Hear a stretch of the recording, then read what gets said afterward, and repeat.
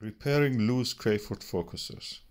Crayford focusers are an invention that was made by someone called Crayford in South London somewhere. It's a very basic kind of, focuser, inferior to the rack and pinion.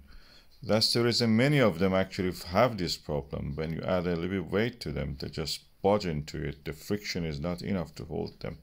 And what you will end up is that you will lose focus, or even the whole thing may come off.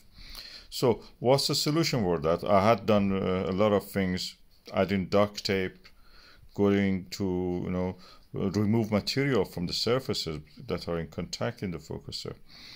None of them works.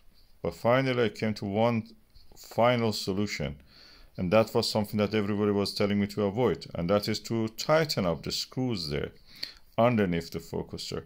And I did that for this Skywatcher ED80 Pro series gold version, and it worked. It's not a dual Crayford focuser, it's a single one, and it repaired it. I can add any weight on this at the moment.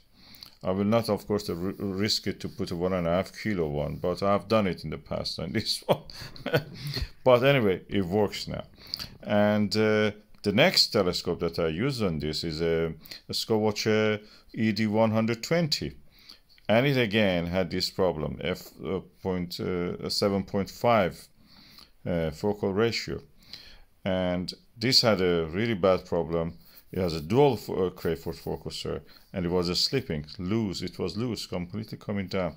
I didn't go to remove material by filing the iron, the contacting metals, and I added some duct tape. It didn't really work. It was just not very good. So I went again and did this finally at the same time as that previous one. Tightened up the Allen wrench with the Allen wrench, the screws there, Allen screws there. And it works now perfect.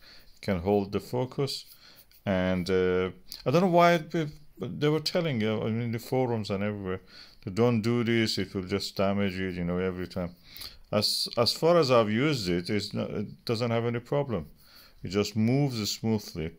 Of course, I prefer a rack and pinion.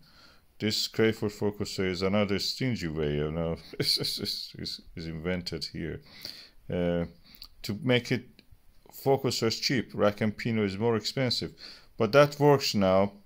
Even at a steep angle like this, when I was observing the Andromeda M31 galaxy, and I could it was the angle of this telescope at that time was around 65 to 70 degrees from the horizontal, and I could easily have the eyepiece there and just observe.